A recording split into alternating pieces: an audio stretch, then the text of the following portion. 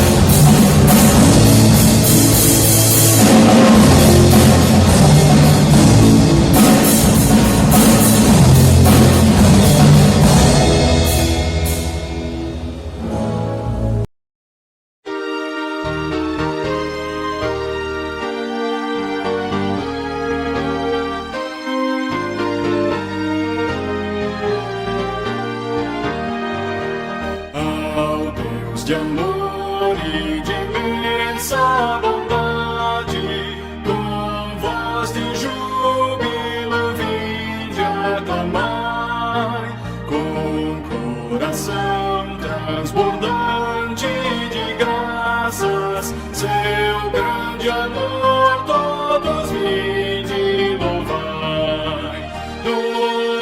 na terra, que maravilhas vai operando o poder do Senhor. Mas seu amor aos homens perdidos, das maravilhas é sempre a maior. Já nossos pais nos contaram a história de Deus falando com muito prazer, que nas tristezas, nos grandes perigos, Ele os salvou por seu grande poder. No céu, na terra, que maravilhas vai operando o poder do Senhor. Mas seu amor aos homens perdidos, das maravilhas é sempre a maior. Hoje também nós bem alto cantamos, que as orações Ele nos atendeu. Seu forte braço, que é tão compassivo, em nosso auxílio Ele sempre estendeu. No céu, na terra, que maravilhas vai operando o poder do Senhor. Mas seu amor aos homens perdidos, das maravilhas é sempre a maior.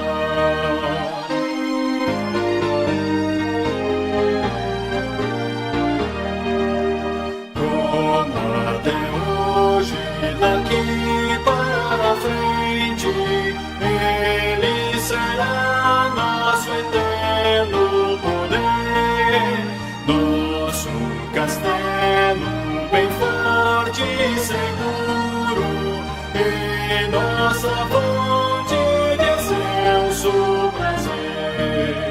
No céu, na terra, que maravilhas vai operando o poder do Senhor. Mas seu amor aos homens perdidos, das maravilhas é sempre a maior.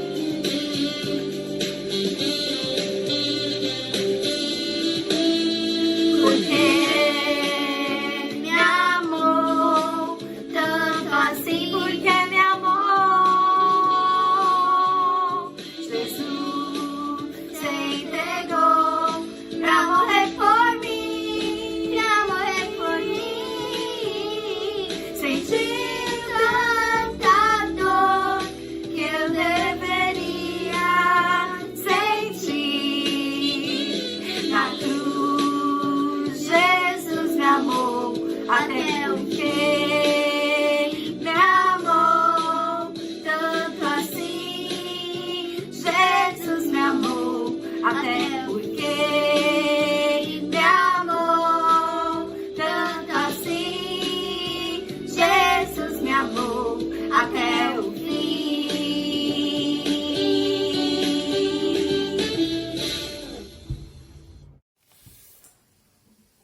Graça e paz, irmãos.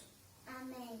Estamos aqui no nosso lar, estaremos louvando ao Senhor e convidamos os irmãos a estarem louvando conosco o cântico que diz: Tu és santo.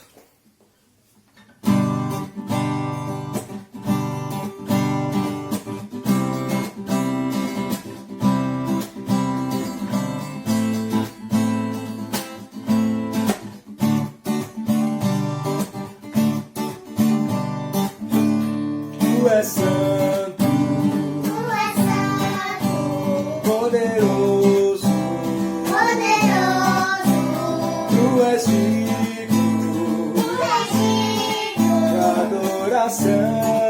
de adoração. Eu te sigo, Eu te sigo, eu te louvo eu te louvo para sempre. para sempre. Te amarei, Te amarei.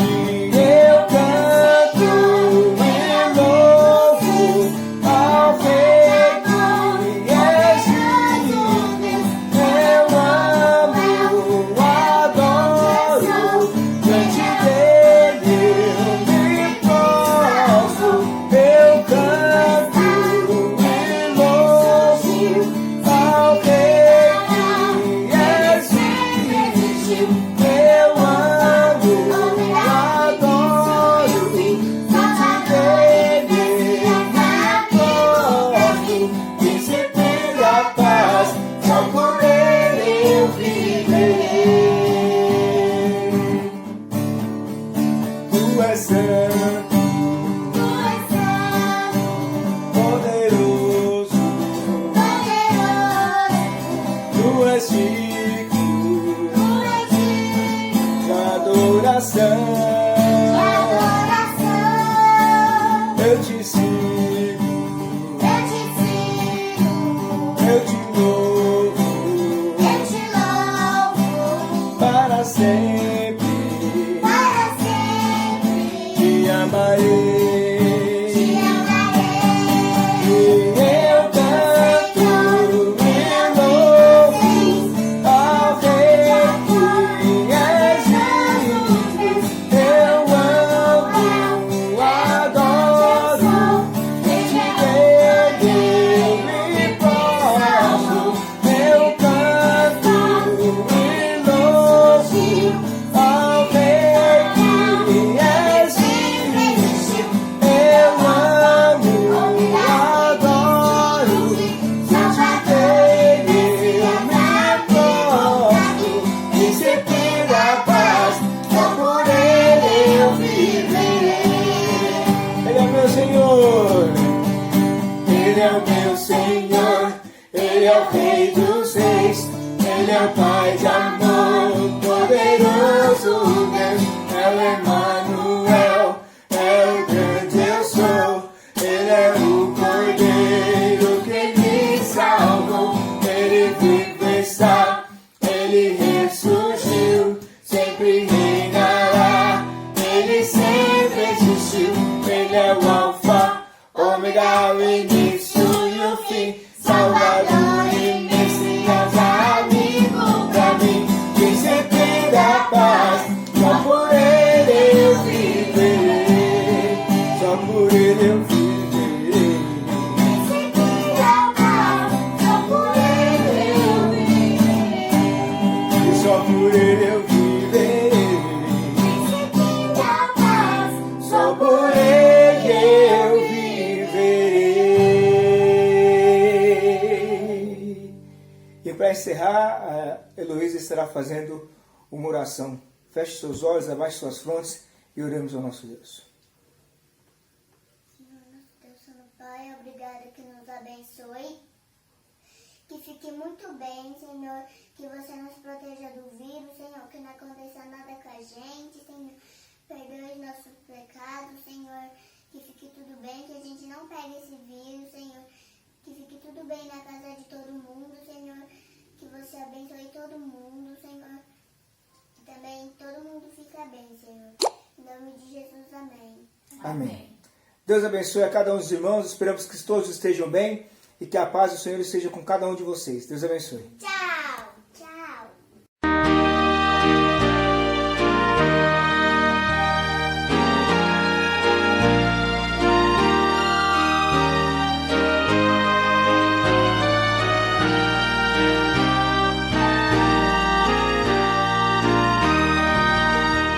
Jesus, Senhor, me achego a ti, tua ira santa mereci, o teu favor me estende aqui, aceita um pecador, eu venho como estou, sim, venho como estou, porque Jesus por mim morreu, eu venho como estou. As minhas culpas grandes são, mas tu que não morreste em vão, me podes conceder perdão, aceita um pecador, eu venho como estou, sim, venho como estou, porque Jesus por mim morreu, eu venho como estou.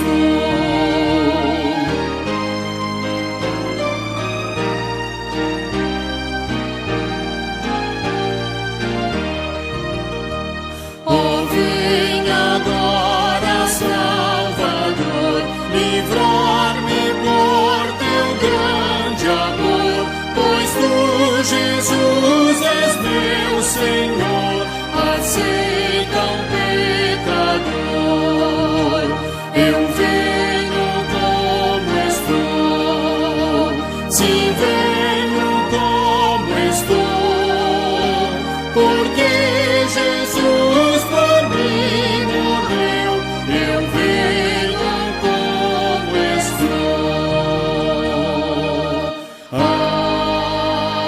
Amém.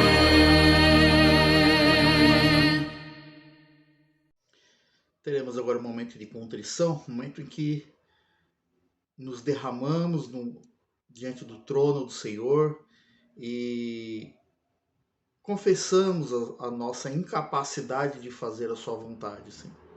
E nós vamos clamar pela misericórdia de Deus, pelo perdão, e faremos isso nesse momento. Senhor, nós colocamos as nossas vidas diante de Ti, Pai, pedimos perdão, Senhor, pelas nossas falhas, pedimos perdão por sermos incapazes, Senhor, de fazer a Sua santa vontade. Rogamos que o Senhor continue a agir com o Seu Santo Espírito sobre a Sua igreja, de forma a nos conduzir à Sua verdade, Senhor, à Sua vontade, e para que estejamos, Senhor, vivificando, Senhor, a Sua imagem em nossa vida e mortificando, Senhor, nosso homem natural, que é inclinado a fazer aquilo que não é do Seu agrado, Senhor. O Pai, é que nós rogamos, em nome de Jesus, nosso Senhor e Salvador. Amém. Olá, meus irmãos. Gostaria de trazer a palavra de Deus mais uma vez. Hoje eu gostaria de compartilhar o texto que está no capítulo 5 de Romanos.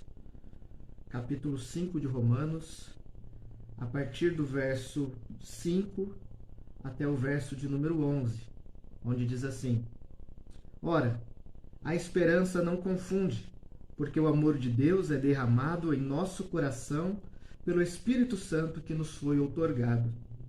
Porque Cristo, quando nós ainda éramos fracos, morreu a seu tempo pelos ímpios. Dificilmente alguém morreria por um justo, pois poderá ser que pelo bom alguém se anime a morrer.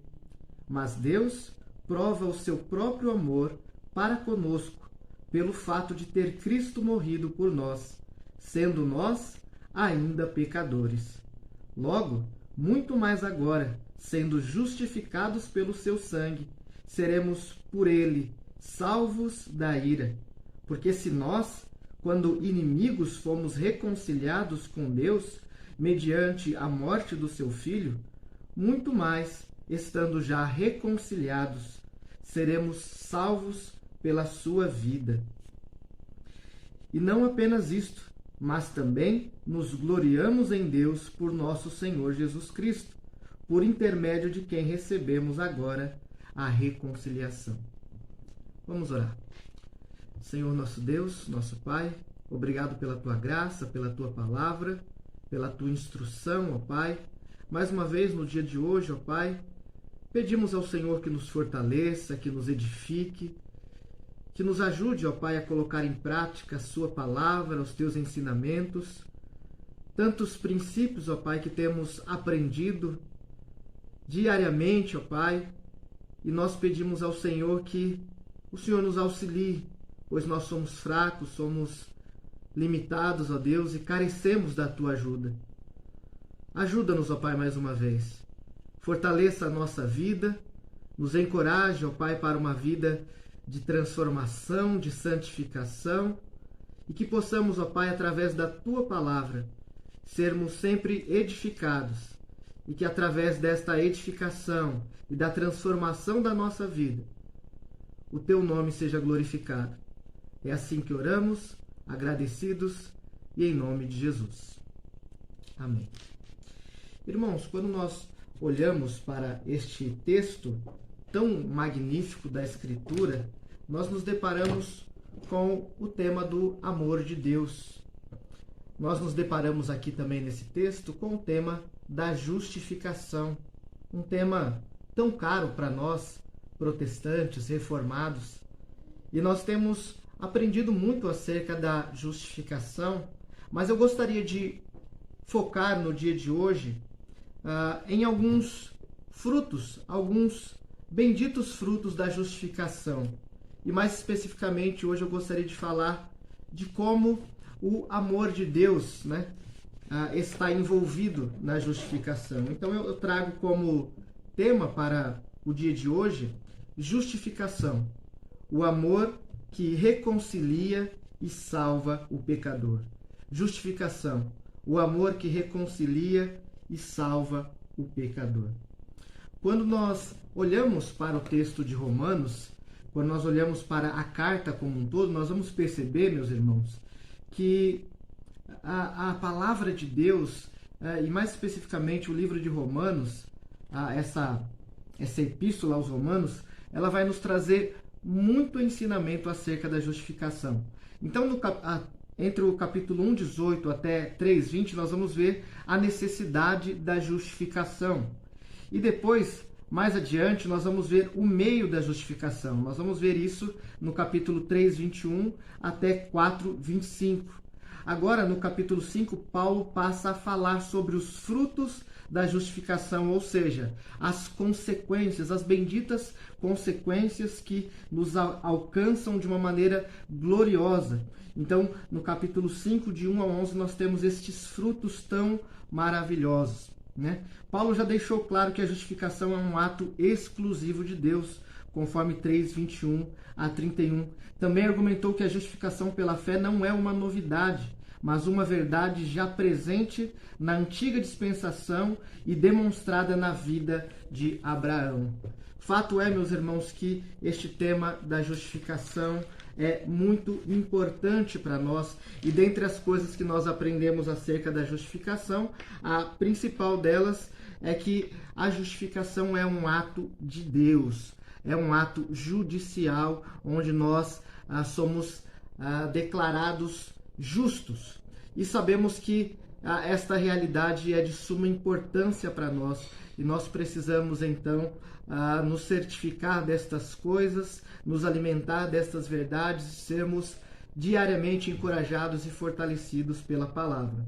Mas eu gostaria de focar num aspecto, como eu já coloquei há pouco, no aspecto do amor de Deus, como este aspecto do amor de Deus na justificação é importante para compreendermos como essa justificação chega até nós. Então, quando nós olhamos para o capítulo 5, a partir do verso 5 até o verso de número 8, a gente vai ver uma coisa muito interessante e é a primeira lição que eu quero trazer para nós hoje. Então, quando nós pensamos na justificação, nesse aspecto do amor que reconcilia e salva o pecador, nós entendemos algo primordial, algo extremamente necessário para os nossos dias e para a igreja brasileira. Nós pensamos então na justificação, pensamos neste amor que reconcilia e salva o pecador, e nós vamos ver alguns aspectos interessantes. E a primeira lição é que neste aspecto da justificação, deste amor que reconcilia e que salva, é que Deus está agindo não em favor de pessoas dignas, de pessoas merecedoras. Mas a primeira lição é que este amor é derramado a pessoas que eram, na verdade, inimigas de Deus, que andavam em oposição a Deus, que não são merecedoras de justificação, de graça, de salvação. Então nós percebemos que a justificação, este amor de Deus é dispensado a pessoas que não mereciam receber tamanho favor. Então olha o que diz aí o verso 5. Ora, a esperança não confunde, porque o amor de Deus é derramado em nosso coração pelo Espírito Santo que nos foi outorgado. Ora, a esperança não confunde, porque o amor de Deus é derramado em nosso coração pelo Espírito Santo que nos foi outorgado. Meus irmãos, é importante nós olharmos para esta justificação, para este amor de Deus que é derramado em nosso favor e percebermos, meus irmãos, que a graça de Deus, a misericórdia de Deus e mais propriamente, como temos procurado focar aqui, o amor de Deus é derramado em nosso favor. Assim como o Espírito Santo foi derramado sobre a igreja no período ali do Pentecostes, o amor de Deus é também derramado no coração daqueles que são justificados. Assim diz o reverendo Hernandes no seu comentário. E é interessante, meus irmãos, como esta palavra de derramar do Espírito Santo é magnífica. Esta palavra traz a ideia de abundância, como de difusão, de refrigério, para que sejamos encorajados, né? A justificação é este ato objetivo e o seu fruto, sim, é uma experiência subjetiva. O que eu quero enfatizar aqui, irmãos? A abundância do amor de Deus que é derramado em nosso favor por meio do Espírito Santo. Nós precisamos destacar o amor de Deus.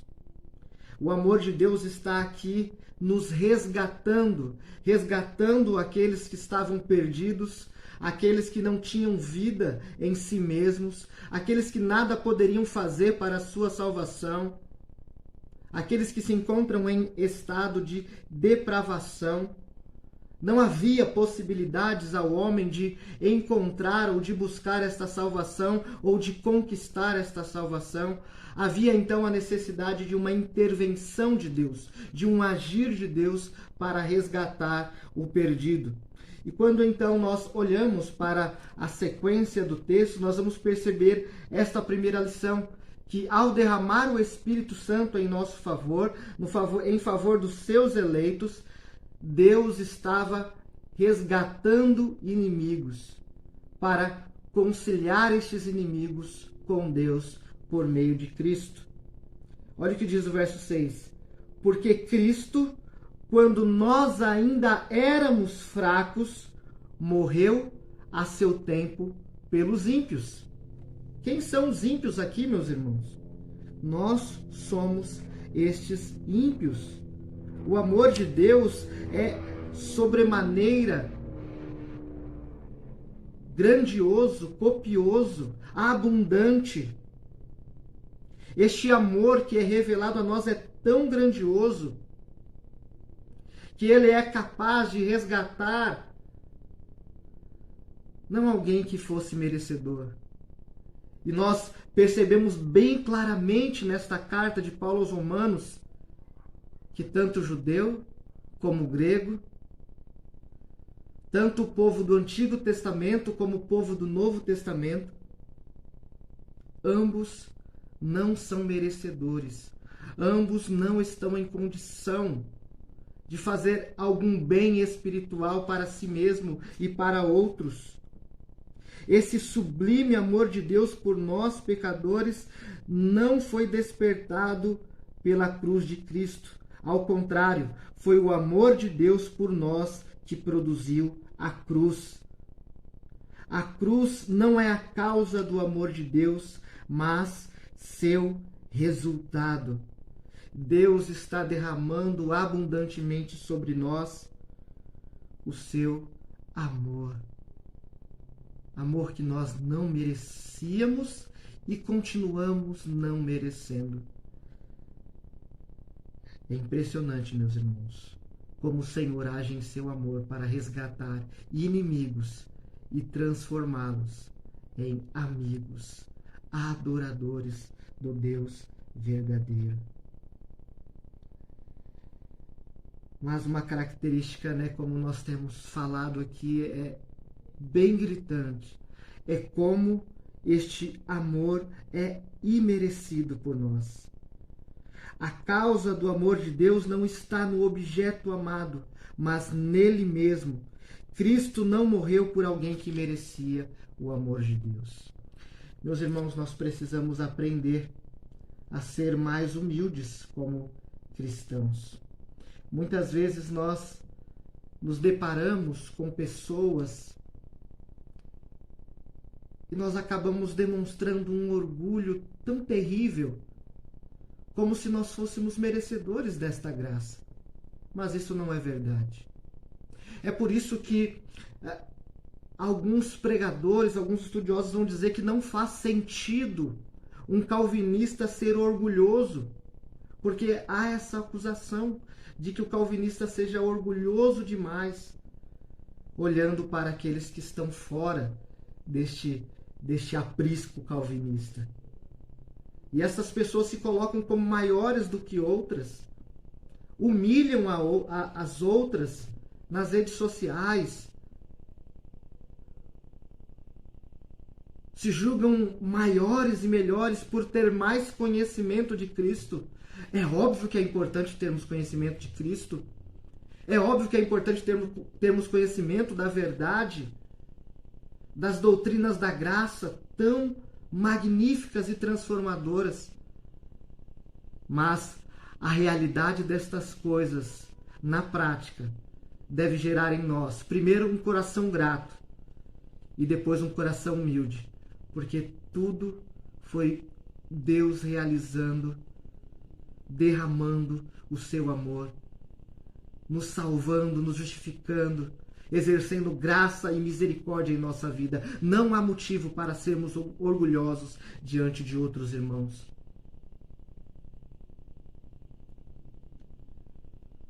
Aquele que compreende o Evangelho, as verdades do Evangelho, a ideia de que era um inimigo de Deus, sendo resgatado por Deus, conforme a vontade de Deus, conforme o seu plano, conforme os seus decretos, deve trazer humildade para nós. Quando nós falamos de justificação, quando nós falamos deste amor que reconcilia e salva o pecador, nós estamos falando de Deus resgatando inimigos. Homens que não mereciam tamanha graça. Homens que não mereciam tamanha salvação. Duas perguntas nós podemos responder brevemente olhando para esse texto. Quem nós éramos quando Cristo agiu em nosso favor? E nós vemos claramente isso no verso de número 6. Porque Cristo, quando nós ainda éramos fracos, morreu a seu tempo pelos ímpios. Quem nós éramos? Éramos fracos, éramos ímpios, andávamos em oposição a Deus. E qual é a prova de que Deus nos ama? Nós vemos isso no verso 7 e no verso 8. Dificilmente alguém morreria por um justo, pois poderia ser que pelo bom alguém se anime a morrer. Mas Deus prova o seu próprio amor para conosco, pelo fato de ter Cristo morrido por nós, sendo nós ainda pecadores. A prova do amor de Deus. Deus prova o seu próprio amor para conosco pelo fato de ter Cristo morrido por nós. E qual foi o tempo desta morte? Qual era a situação da nossa vida? Ainda éramos pecadores, fracos, necessitados da graça, da misericórdia de Deus. Deus prova o seu amor para com aqueles que eram fracos e pecadores. Na cruz foi o lugar onde Cristo realizou estas coisas, para favorecer homens fracos, perdidos, alienados de Deus, homens que andavam em total oposição a Deus. Cristo provou o seu amor quando nós éramos fracos, pecadores. Quando nós olhamos para a justificação, o amor que reconcilia e salva o pecador, nós estamos falando de Deus resgatando inimigos. Deus resgatando pessoas que estavam em oposição. Como é maravilhoso, meus irmãos, entendermos isso. Mas além, meus irmãos, de o Senhor resgatar inimigos, reconciliar estas pessoas, reconciliar a cada um de nós, para que tivéssemos então novamente comunhão com Deus. Além de reconciliar, de resgatar inimigos, o texto vai nos dizer sobre uma grandiosa salvação. Salvos da ira, é o que vai dizer o texto. E nós sabemos que esta ira com a qual somos libertos, salvos, não é a ira de Satanás, mas é a ira do próprio Deus. Veja o que diz o verso 9 até o verso 11. Logo, muito mais agora, sendo justificados pelo seu sangue, seremos por ele salvos da ira. Porque se nós, quando inimigos, fomos reconciliados com Deus, mediante a morte do seu Filho, muito mais agora, estando já reconciliados, seremos salvos pela sua vida. E não apenas isto, mas também nos gloriamos em Deus por nosso Senhor Jesus Cristo, por intermédio de quem recebemos agora a reconciliação. Queridos irmãos, não há espaço para o mérito. E quando o texto diz que nós somos salvos da ira, nós estamos falando de uma certeza da glória de Deus. Estamos falando de uma certeza da glorificação daqueles que foram alcançados por Deus. O amor de Deus, tão maravilhoso, tão profundo e tão irresistível, assim como inicialmente, como é dito aqui no capítulo 5, verso 1, assim como inicialmente fomos justificados mediante a fé e temos paz com Deus por intermédio do nosso Senhor Jesus Cristo, nós olhamos agora para o restante do texto, e o restante do texto vai nos falar assim: se nós já fomos justificados, reconciliados com Deus, a ideia agora então é aumentada. O benefício é ainda aumentado e nos dito com tamanha certeza. Isso nos dá convicção, Isso nos dá certeza da salvação. Isso nos dá um coração grato diante daquilo que o Senhor realizou. Olha o que diz novamente o verso 9. Logo, muito mais agora, sendo justificados por seu sangue, seremos salvos por ele, salvos da ira. Porque se nós, quando inimigos, fomos reconciliados... Olha que interessante. Quando nós éramos aqueles inimigos que foram reconciliados, inimigos que foram resgatados... Quer dizer, se quando inimigos Deus realizou esta graça, esta justificação, muito mais agora que nós já somos justificados pelo seu sangue, seremos salvos da ira. Se quando inimigos fomos reconciliados com Deus, mediante a morte do seu Filho, muito mais estando agora já reconciliados, seremos salvos pela sua vida. A razão de termos vida é porque nós vivemos em Cristo.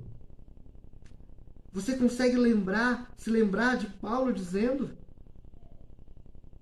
vivo eu, não vivo eu, mas Cristo vive em mim. A vida que nós vivemos é a vida do Filho de Deus. Seremos salvos pela sua vida. E não apenas isto, mas também nos gloriamos em Deus por nosso Senhor Jesus Cristo, por intermédio de quem recebemos agora a reconciliação. O Senhor nos resgatou quando éramos inimigos, nos justificou, concedendo-nos paz com Deus. Isso nos dá certeza para a continuidade da nossa vida, para a continuidade do nosso serviço a Deus. Nós fomos justificados por Deus. Ou seja, qual é a base para a salvação? Qual é a base para a nossa salvação? Verso 9. Fomos justificados pelo sangue de Cristo. E logo por isso, por esta realidade, seremos por ele salvos da ira. A questão é: podemos de fato ter segurança da nossa salvação? O verso 10 nos diz isso.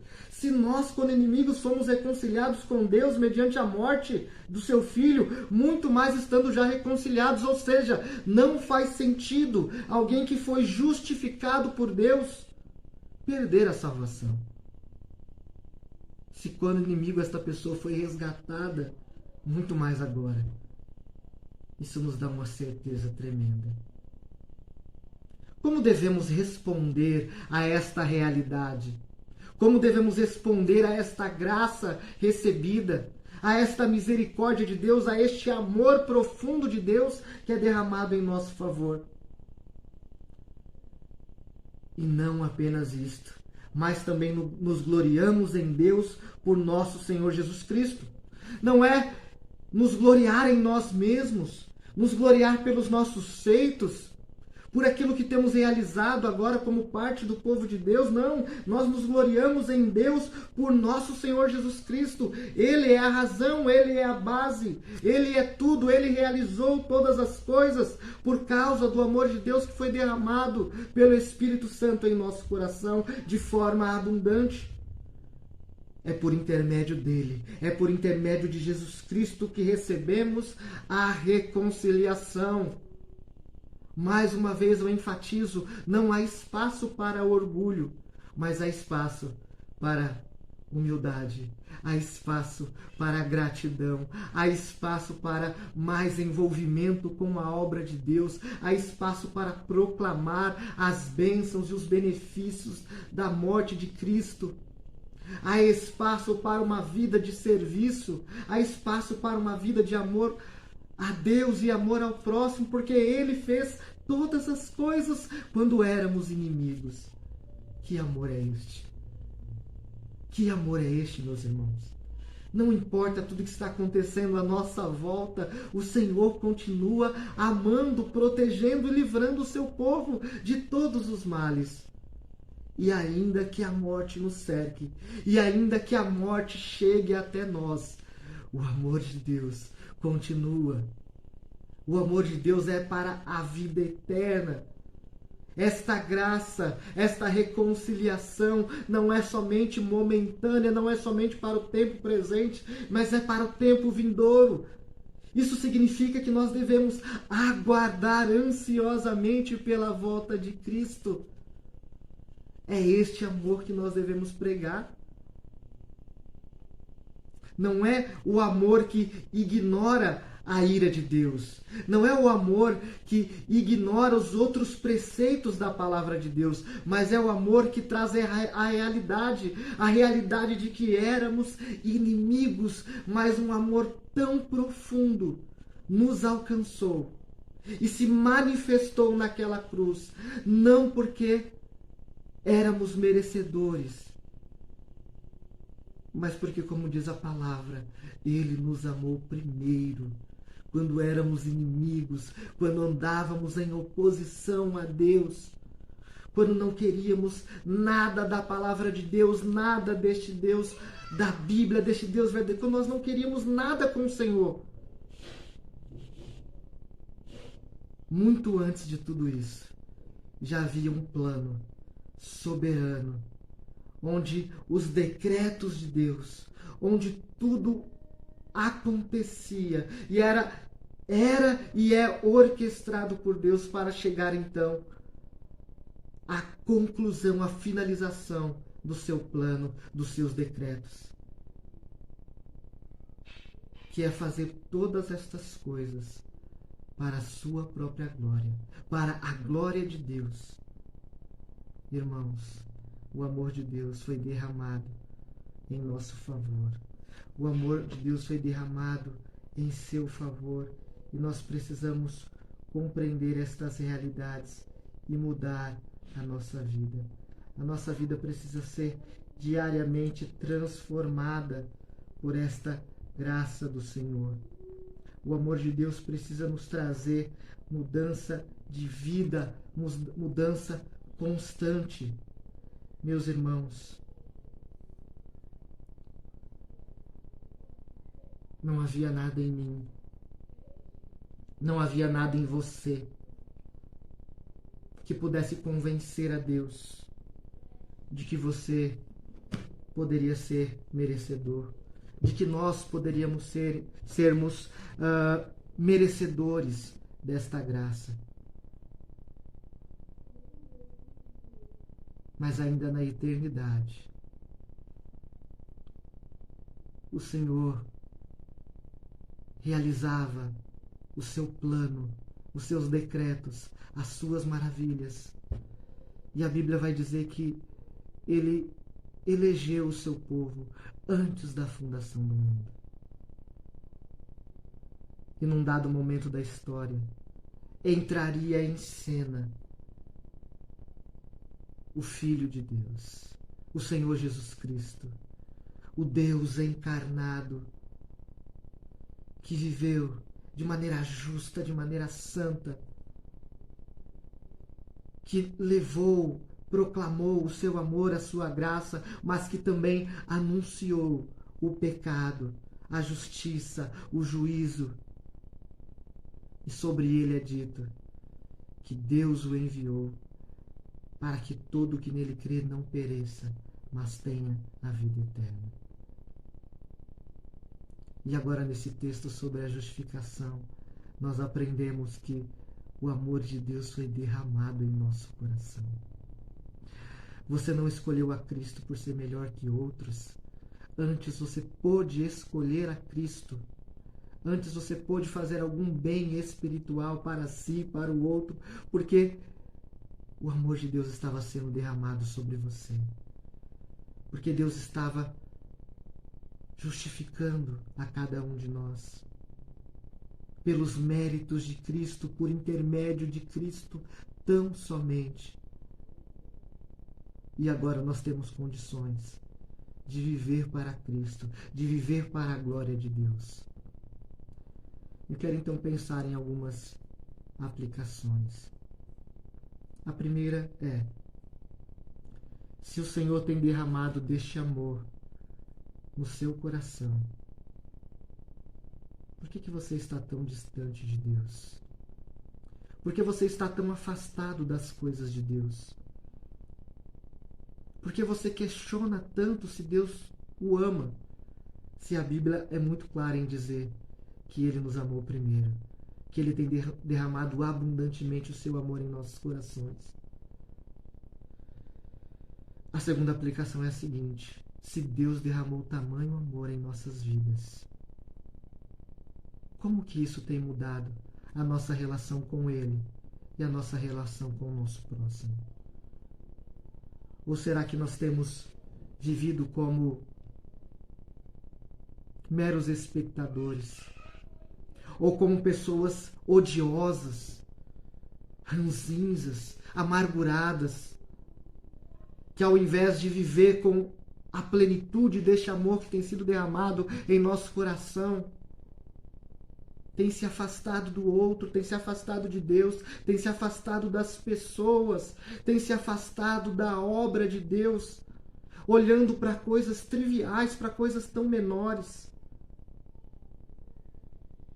E em terceiro lugar, meus irmãos, eu quero pensar na nossa tarefa de evangelizar, de proclamar, de levar o Evangelho para que outros se tornem também adoradores do Deus verdadeiro.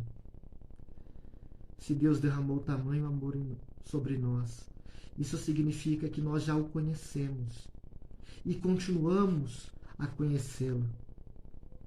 E parte daquilo que nós conhecemos sobre Deus é de que nós precisamos proclamar. Somos chamados a proclamar as virtudes daquele que nos chamou das trevas para a sua gloriosa luz. Nós temos o privilégio de pregar o Evangelho. Nós temos o privilégio de proclamar estas virtudes, ainda que como vasos de barro, ainda que como servos limitados. O Senhor nos deu o privilégio de ir às nações, anunciar e proclamar este amor que foi derramado em nosso favor, mas também derramado em favor dos eleitos, espalhados por toda a face da terra. Se este amor está no seu coração, fale deste amor, fale desta palavra a outros. Que Deus assim nos guarde, nos fortaleça, nos abençoe, nos lembre de quem nós éramos: inimigos, pecadores, fracos, que foram resgatados, que foram salvos da ira, que foram reconciliados com Deus, e que agora nos tornemos embaixadores de Cristo, servos, instrumentos de Deus para a reconciliação de muitos outros. Tudo isso para a glória do nosso Deus. Deus abençoe.